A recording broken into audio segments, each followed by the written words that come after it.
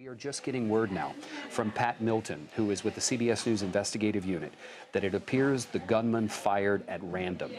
He is described as a 58-year-old white male, and he is known to law enforcement in terms of they know his address, they know who he is, and it's a matter of going to his home. That will be an all-night operation, searching his home, talking to his family members, and trying to find out what drove this gentleman to go to that movie theater. And Allison, as we heard from one of the witnesses, apparently he was in the theater. That's he right. was a moviegoer. He was sitting, watching it. He may have been there for up to a half an hour watching the movie, and then he stood up, and he was at the back of the theater. If you think about a theater as it rises, he was at the back. He stood up and began shooting down. And to that point, we spoke with a woman whose sister was inside the theater with her fiance. Listen to this.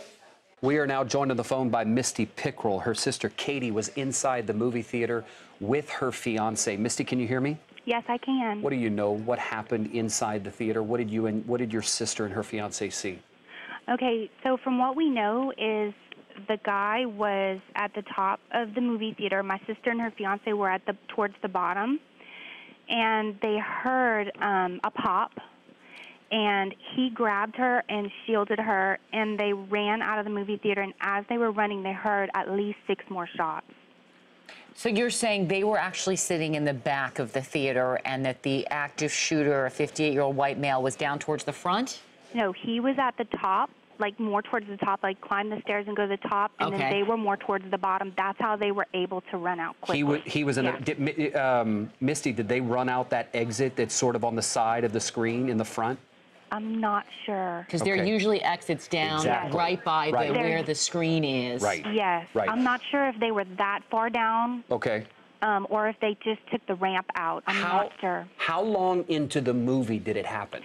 I don't know that either, and we can't get a hold of them to find out. We've been wanting to find out. I do know that she seemed pretty relaxed because she had taken off her shoes even to watch the movie. So I would think it was a little bit more into the movie, but I can't say for sure. How are they doing right now? How's your sister and her fiance? They're doing okay. They're both nurses, so they're used to working kind of in a more high-paced, intense scenes and crisis stuff. situations. Yeah. Mm-hmm. Were they able to render aid to any of those injured? As far as I know, no. They ran completely out and ran into the parking lot, into one of the buildings that's in the parking lot. It was a local bar. Did they describe chaos in terms of people running? I mean, did they describe what was going on once that first shot went off?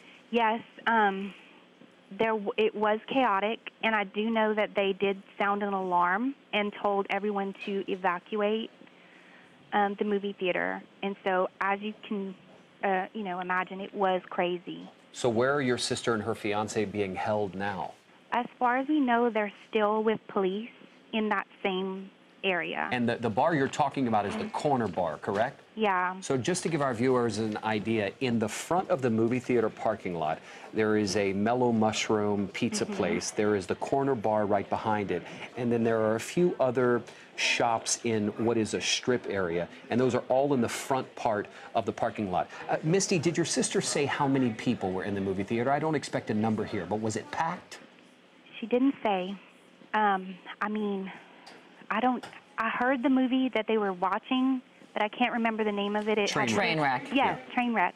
So I would assume if it's a fairly new movie that it would be pretty packed. But I can't say for sure. When you first heard of this incident, was it because your sister or her fiance reached out to you, or were you already aware of it? My dad called me, and they're in Mexico right now, and he called me and asked if we had heard anything about my sister and her fiance. I said no. And then they said there was a shooting. I just couldn't believe it, because stuff like that really doesn't happen in our town. It must have been terrifying for your father to be out of the country and hear that something was going on. How did he become aware of it? They're very, very frantic because they're not here. Her fiance called my parents. Misty, what was the tone of your sister's voice when you found out from her what happened? Very, very frantic, but at the same time, she's very matter of fact. So she can be calm in situations if she has to be. So just nerve-wracking for me because I can't be with her. They're kind of closing the areas off and asking people not to drive down that area. So, But you're in contact with her via cell phone. You're able to yes, speak with her if you need to. Her fiance, yes. I can imagine.